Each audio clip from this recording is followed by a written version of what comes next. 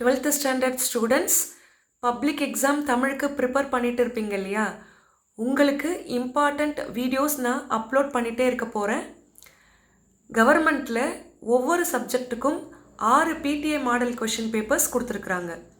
தமிழுக்கு 6 PTA model question papers, மேக்ஸுக்கு 6 PTA question papers, கெமிஸ்ட்ரிக்கு 6 பிடிஏ கொஷின் பேப்பர்ஸ், அக்கௌண்டன்சிக்கு 6 பிடிஏ கொஷின் பேப்பர்ஸ், இந்த மாதிரி ஒவ்வொரு சப்ஜெக்ட்டுக்கும் 6 பிடிஏ கொஷின் பேப்பர்ஸ் கவர்மெண்ட்டில் கொடுத்துருக்காங்க. ஸ்டூடெண்ட்ஸ் என்ன டவுட் வரும்னா, ஸோ கவர்மெண்ட்டு கொடுத்த பிடிஏ மாடல் கொஷின் பேப்பர்ஸில் இருக்கிற கொஸ்டின்ஸ் பப்ளிக் எக்ஸாம் கொஷின் பேப்பரில் வருமா? வருது ஸ்டூடெண்ட்ஸ். ஒவ்வொரு வருஷமும் நான் செக் பண்ணி பார்த்துட்டேன், நீங்களும் செக் பண்ணி பார்த்துக்கலாம். சப்ஸ்கிரைப் பண்ணாத ஸ்டூடெண்ட்ஸ் சப்ஸ்கிரைப் பண்ணி வச்சுக்கோங்க. ஏன்னா நான் இம்பார்ட்டண்ட் கொஷின்ஸ் நடத்தி அப்லோட் பண்ண போகிறேன். ஸ்டூடெண்ட்ஸ், டாபிக் பகுபத உறுப்பிலக்கணம். கொஷின் போகிறதுக்கு முன்னாடி இடைநிலையில் என்னென்ன டைப்ஸ் இருக்குதுன்னு பார்த்துடலாம். இறந்தகால இடைநிலை, நிகழ்கால இடைநிலை, எதிர்கால இடைநிலை. அதில் என்னென்ன வார்த்தை வருதுன்னு பார்த்துடலாம். இறந்தகால இடைநிலை இத்து, இட்டு, இரு, இன்னு, இந்த 4மே இறந்தகால இடைநிலை. நிகழ்கால இடைநிலை கிறு, கின்று, ஆ, நின்று, இந்த 3மே நிகழ்கால இடைநிலை. எதிர்கால இடைநிலை இப்பு, இவ்வு, இந்த இப்பு, இவ்வு 2மே எதிர்கால இடைநிலை. இப்போது இடைநிலை பற்றி ஒரு கிளாரிட்டி உங்களுக்கு கிடச்சிருக்கோம் இல்லையா?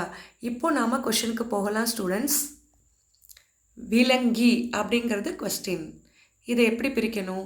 விலங்கு கூட்டல் ஈ அப்படின்னு பிரிக்கணும். ஃபஸ்ட்டு இருக்கிற வார்த்தை பகுதி, லாஸ்டில் இருக்கிறது விகுதி. ஓகேவா ஸ்டூடெண்ட்ஸ்? நடுவில் இருந்துச்சு அப்படின்னா அது இடைநிலையை குறிக்கும்.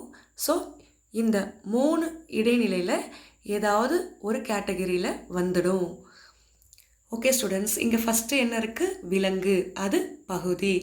லாஸ்டில் இருக்கிறது விகுதி அப்படின்னு சொன்னேன் இல்லையா? லாஸ்டில் என்ன இருக்குது? ஈ. ஸோ ஈங்கிறது விகுதி, அதில் என்ன வகையை சேர்ந்ததுன்னு சொல்லணும். ஈங்கிறது வினையச்ச விகுதி.